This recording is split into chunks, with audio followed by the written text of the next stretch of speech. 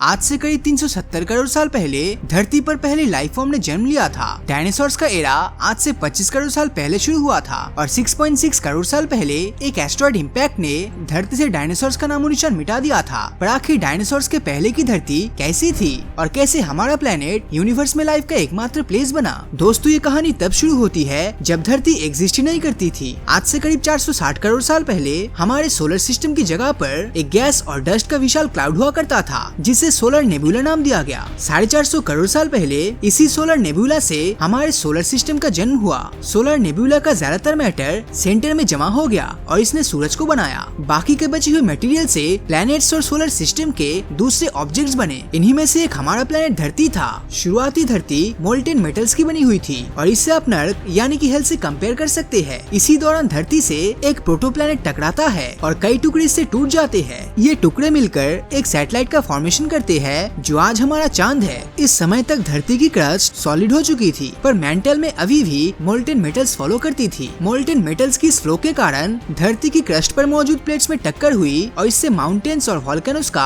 Formation हुआ। Volcano से निकलने वाले लावा और गैसेस धरती पर हर जगह दिखाई देते थे। जैसे जैसे धरती ठंडी हुई उसकी लेयर सॉलिड बनी, इसकी ग्रेविटी स्ट्रॉन्ग होती गई और इसने वॉल्केनिक इरप्शन से निकलने वाली गैसेस को आकर्षित करके एटमॉस्फेयर की रचना की। अब जरूरत थी पानी की, जो आउटर स्पेस से आए एस्ट्रॉइड और मीटोराइट्स के साथ धरती पर आया। धरती के पास लक का भी साथ था, क्योंकि हमारा प्लेनेट सूरज के गोल्डीलॉक्स जोन में है। इसी कारण से धरती पर पानी लिक्विड फॉर्म में रह सका और इसी के चलते समुद्र बने। इन्हीं समुद्रों की गहराइयों में शुरुआती लाइफ फॉर्म्स ने जन्म लिया। आपको बता दूं कि बैक्टीरिया और आर्चियंस धरती पर ऑर्गेनिजम्स के पहले दो ग्रुप्स थे जो एक ही एंसेस्टर से इवॉल्व हुए थे। हालांकि इनका एवोल्यूशन आज भी एक मिस्ट्री बना हुआ है। खैर, इन दोनों ग्रुप्स ने मिलकर करोड़ों सालों के समय में सिंपल लाइफ को कॉम्प्लेक्स बना दिया। ये जीव ऑक्सीजन नहीं बल्कि मीथेन पर सांस लिया करते थे, क्योंकि उस समय तक धरती पर ऑक्सीजन नहीं हुआ करती थी। एवोल्यूशन की जर्नी में साइनोबैक्टीरिया नाम का एक जीव का जन्म होता है, जिनके पास एक यूनिक एबिलिटी थी। ये जीव सनलाइट और वाटर की रिएक्शन से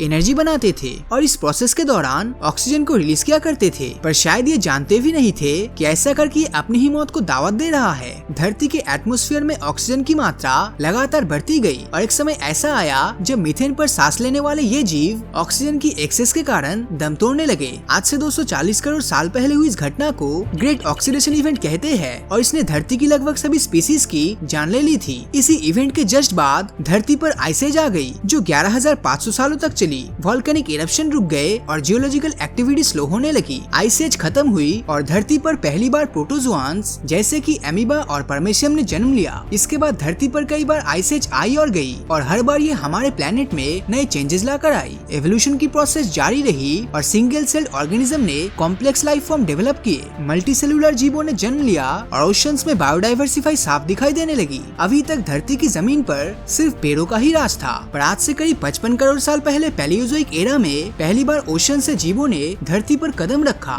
ये वो समय था जब धरती पर ऑर्गेनिजम्स तेजी से डेवलप और इवॉल्व हो रहे थे। इस समय को हिस्ट्री बुक्स में कैम्ब्रियन एक्सप्लोजन के नाम से डिफाइन किया गया है। आज से 42 करोड़ साल पहले डेवोनियन पीरियड शुरू होता है, जब धरती के पहले इंसेक्ट्स इवॉल्व हुए थे। वैसे जब आप इंसेक्ट का नाम सुनते हैं तो आपके दिमाग में छोटे छोटे क्रीचर्स की इमेज आती है, पर उस समय ऐसा कुछ नहीं था। उस समय धरती की जमीन पेड़ों से भरी हुई थी और एटमॉस्फेयर में ऑक्सीजन का लेवल 35% था, जो आज से कई ज्यादा है। इसी पर धरती पर रहने वाले जीवों की साइज काफी बड़ी हुआ करती थी। अब जरा इस ड्रैगन फ्लाई को देखिए। मेगान्यूरोप्सिस नाम का ये जीव नॉर्थ अमेरिका में पाया जाता था और इसका विंग स्पैन 75 सेंटीमीटर तक हो सकता था। धरती पर 2 मीटर लंबे सेंटीपीड्स रेंगा करते थे और कॉकरोच और स्कॉर्पियन जैसे जीव 1 मीटर तक लंबे हो सकते थे। एम्फीबियंस जो मोस्टली पानी में ही रहते थे, वो समय के साथ जमीन पर आ गए और अपना एवोल्यूशन जारी रखा। इन्होंने सूरज की रेडिएशन से बचने के लिए अपने बैक पर स्केली स्किन को इवॉल्व की और जमीन पर एग्स देने की एबिलिटी भी डेवलप की, जिससे वो जमीन पर ज्यादा दूरी तक ट्रेवल कर सकते थे और अपने नए घर को एक्सप्लोर कर सकते थे। आपको बता दूं कि उस समय धरती का पूरा लैंड सिर्फ एक ही कॉन्टिनेंट में कंपाइल्ड था, जिसे पैंजिया कहा जाता है। आज से 30 करोड़ साल पहले पेरिमेन पीरियड की शुरुआत हुई।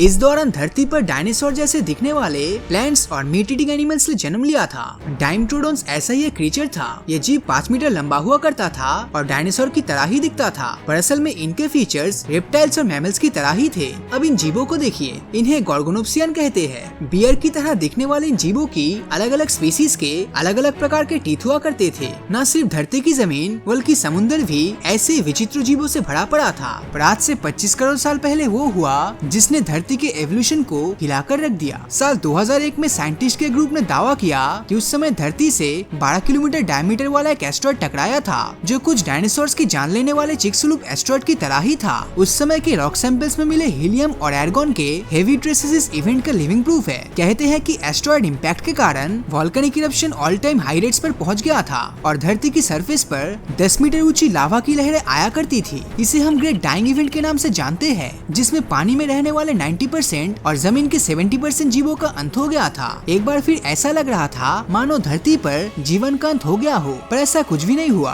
धरती ने फिर से रिकवर किया और इस बार डायनासोर्स का दौर शुरू हुआ। अगले करीब 20 करोड़ सालों तक डायनासोर्स ने धरती पर राज किया और फिर एक एस्ट्रॉइड इम्पैक्ट ने उनका अंत कर दिया। एक मोल्टेन मेटल बॉल से लेकर यूनिवर्स में लाइफ की एकमात्र डेस्टिनेशन तक धरती की एवोल्यूशन जर्नी काफी सस्पेंस और स्ट्रगल से भरी हुई रही है। आई होप इस जर्नी को सुनने के बाद आप खुद को मिली लाइफ पर प्राउड फील कर रहे होंगे। वैसे इसके बारे में आपका क्या ख्याल है, नीचे कमेंट करके जरूर बताना। और अगर ये वीडियो आपको अच्छा लगा हो तो इस वीडियो को लाइक और अपने दोस्तों के साथ शेयर करना मत भूलना। और अगर अभी तक आपने हमारे चैनल को सब्सक्राइब नहीं किया है तो सब्सक्राइब करके नोटिफिकेशन बेल को ऑन कर दीजिए, क्योंकि मैं ऐसे ही वीडियोस हर हफ्ते लाता रहता हूँ। तो मिलता हूँ आपसे अगले वीडियो में, और हमेशा की तरह थैंक्स फॉर वॉचिंग।